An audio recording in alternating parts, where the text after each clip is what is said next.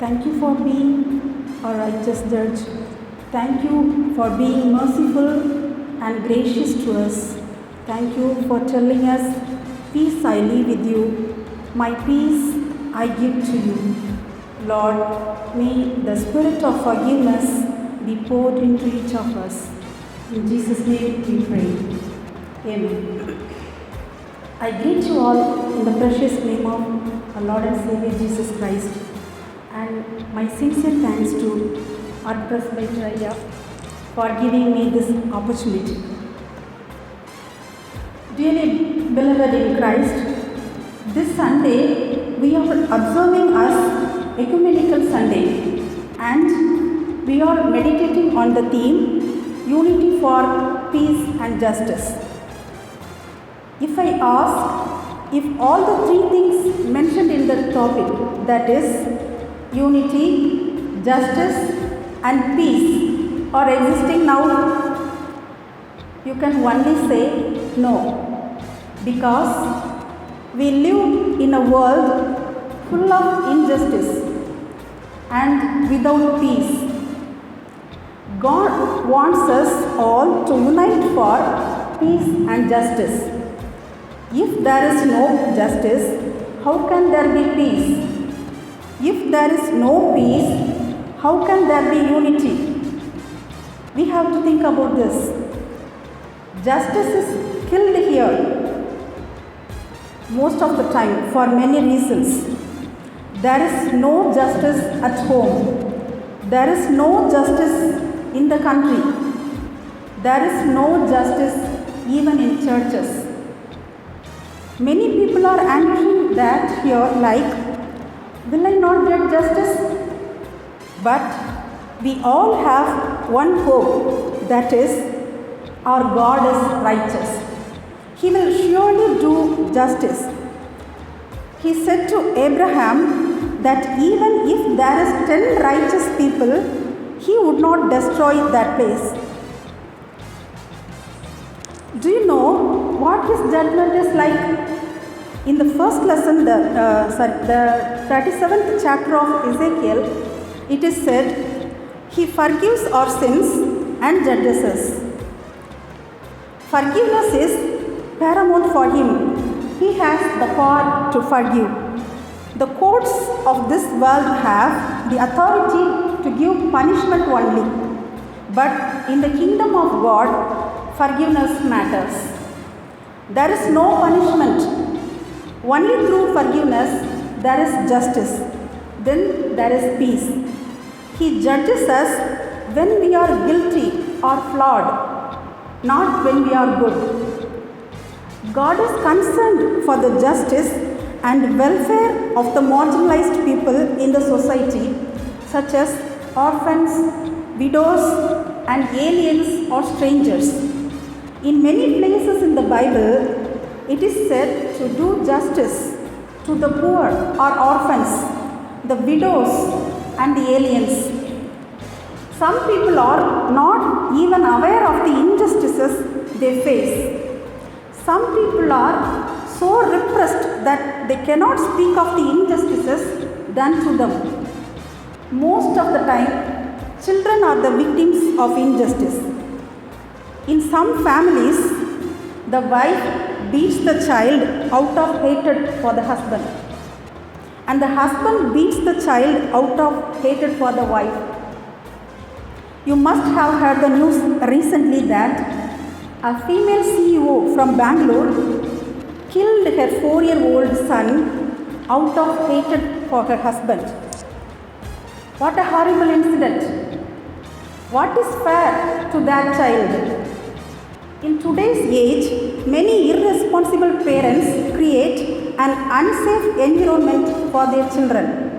Children become victims for the selfishness of parents. Because children rely on their parents, they are unlikely to be aware of the injustices being done to them. They become mute and do not know how to ask for justice. There may be some of us like these children. Proverbs 31 verses 8 and 9 says, Open your mouth for the mute, for the rights of all who are destitute. Open your mouth, judge righteously, defend the rights of the poor and needy. Injustices can happen to anyone. Gender injustice also happen in many places. A girl once said, "Me and my brother got MBBS seat, but my parents admitted my brother in MBBS course and me in nursing course. They said that she is going to another house." She said very painfully, "There should be no gender injustice. A girl child in India is often seen as a liability, but the Bible has always been a book that affirms gender equality."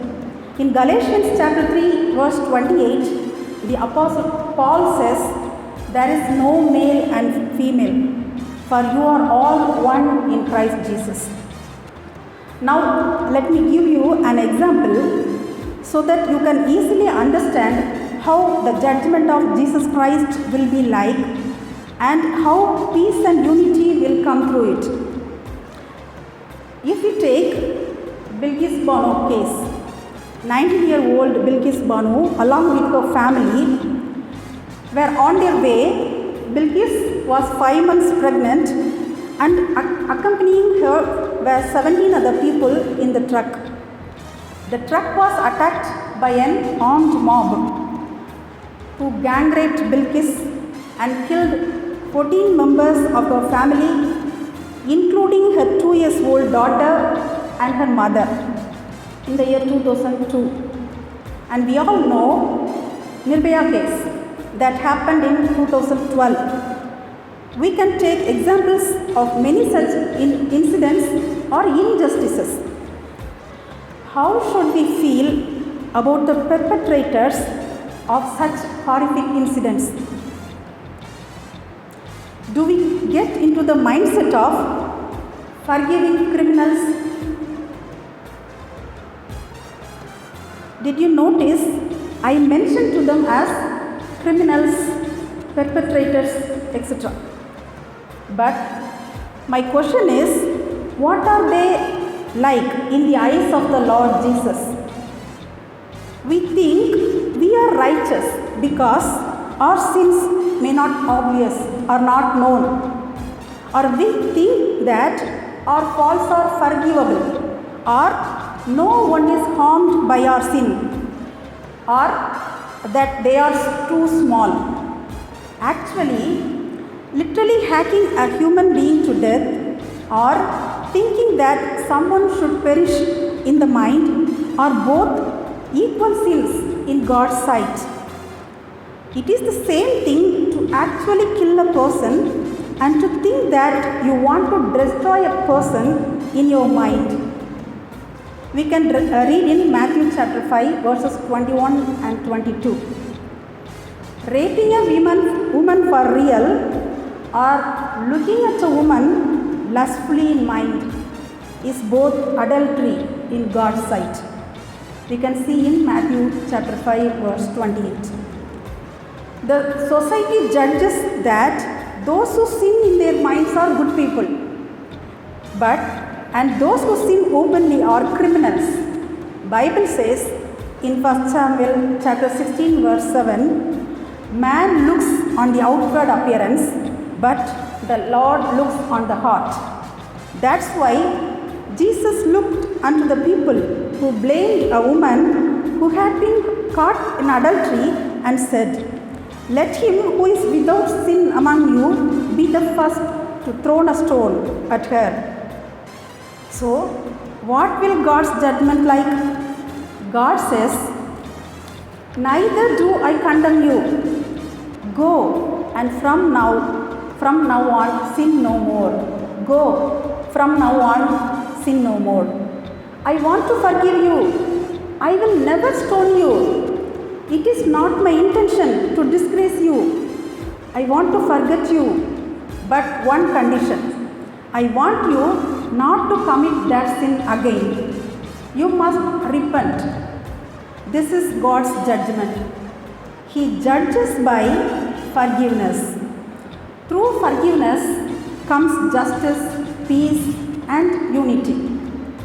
As for Jesus, his judgment is different. He does not give as the people of the world do. Jesus says, I came not to call the righteous, but sinners to repentance. The word repentance is important. He is more concerned about one lost goat than 99 sheep. The concern of this world is whether one goat is important or 99 goats are important. Only 99 goats are important, not one, because 99 is higher.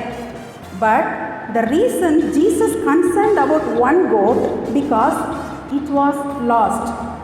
The other 99 sheep were not lost. That was mentioned in the Bible as for the Son of Man came to seek and to save the lost. How can we apply this in our daily life? We should forgive others wholeheartedly. We must teach our children to forgive others. Tolerance should be taught because people don't like to forgive these days. They want to take revenge. Proverbs 12:20 says, deceit is in the hearts of those who plot evil, but those who promote peace have joy. But Jesus said in his sermon on the mountain, blessed are the peacemakers. Once a woman told that she could never live with her husband. The reason she gave was her husband blamed her for everything along with his mother and sister. This is causing her mental distress. She also said that she could not take care of her children properly. What happened to the sister is really unfair, but I told her to forgive her husband. She said, I have forgiven him many times, but he never realized. I told the woman that forgive until her husband realizes. Divorce is definitely not the solution. Because Jesus said in Matthew 18:22, you forgive your brother not 7 times, but 77 times. We must believe that forgiveness earns us justice. We should believe that peace is created in the family through forgiveness. Where there is justice and peace, there must be unity. Jesus has taught us that the key to all this is forgiveness. Pope John Paul's message in 35th World Day for Peace, he said, if you want peace, work for justice.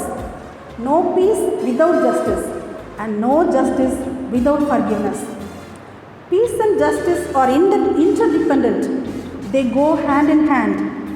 We can't have one without other. Bible says, righteousness and peace kiss each other. True peace is the fruit of justice, which is completed by forgiveness, which heals and rebuilds troubled human relations from their foundations. Above all, prayer is essential for developing spirituality of forgiveness. Peacemaking challenges to greater compassion and love for others and energize us to keep working for peace. Let us follow Jesus' example. Let us forgive others wholeheartedly. Let us live a peaceful life. Amen.